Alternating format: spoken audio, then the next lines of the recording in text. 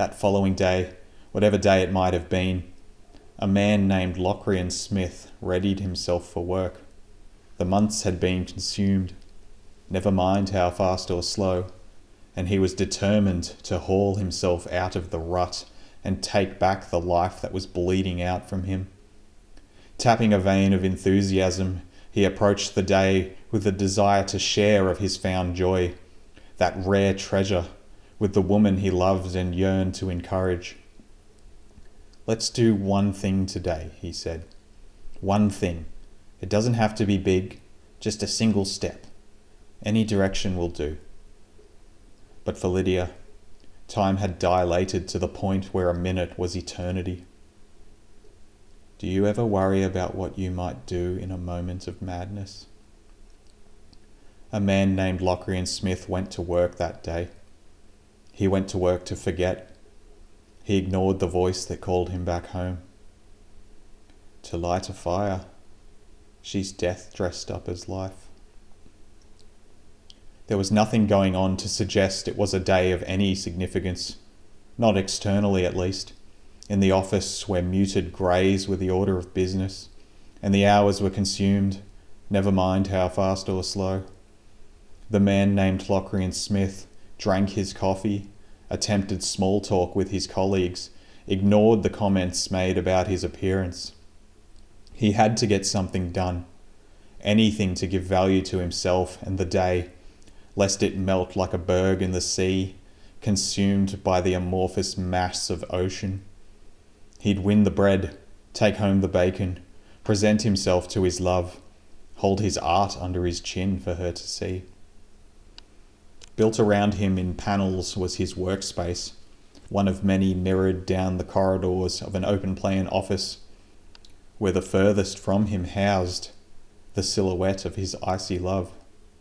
Still clouded of detail from last night's shadow, the eyes that weren't her own stared at him from that darkness. But she shouldn't be here. Not here. He stood and rushed over to her, paying heed to his discretion, praying he would remain unseen by his colleagues, yet understanding the urgency of reaching her before she ruined everything. "You let me in," she said. She smiled, her face unveiled. There she was, his dusky jewel, of all things, smiling.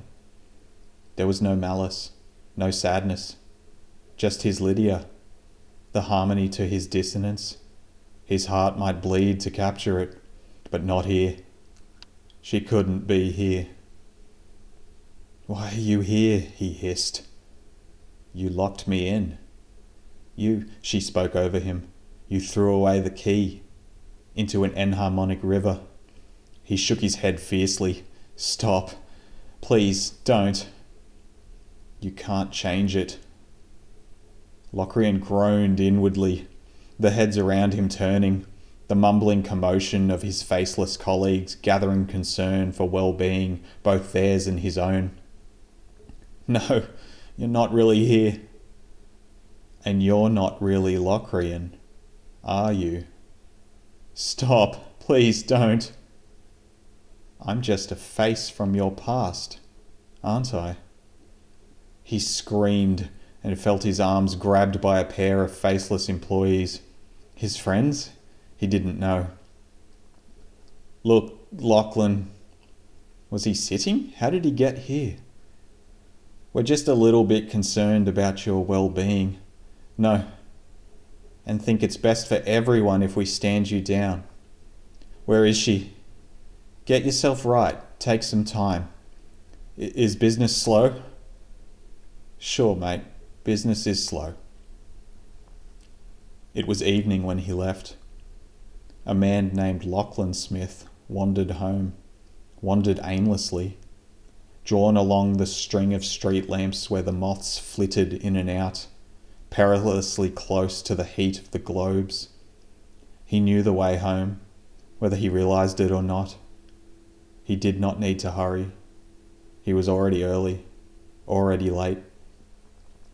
Perfunctorily ambling, one step after another, to the second story above the jazz bar, closed on this night.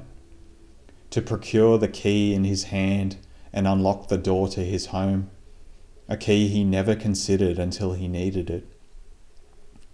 A strange smell filled his nostrils, ominous, sinister, and again the silhouette appeared, this time in the hallway.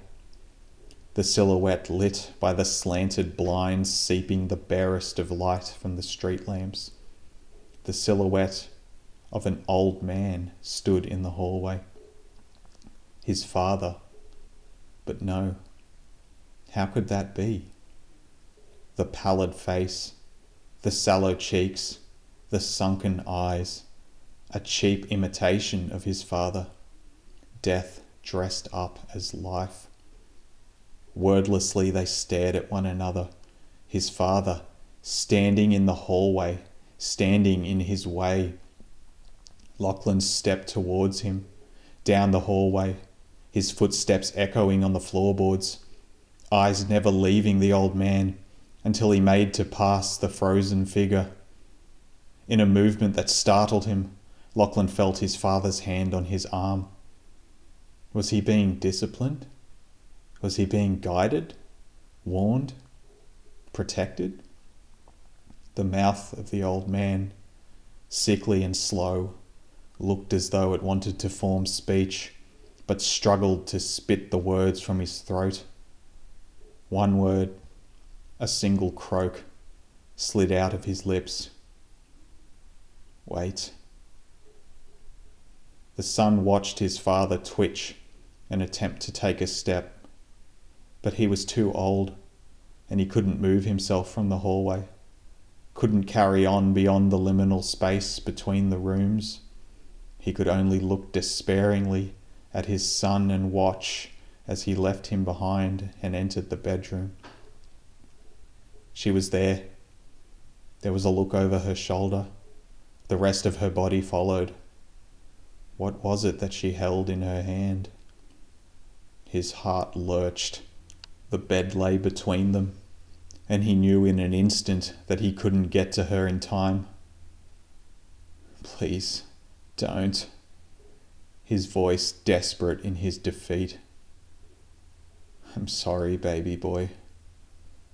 The lighter was dropped, ignited by life, and his icy love went up in flames before his eyes.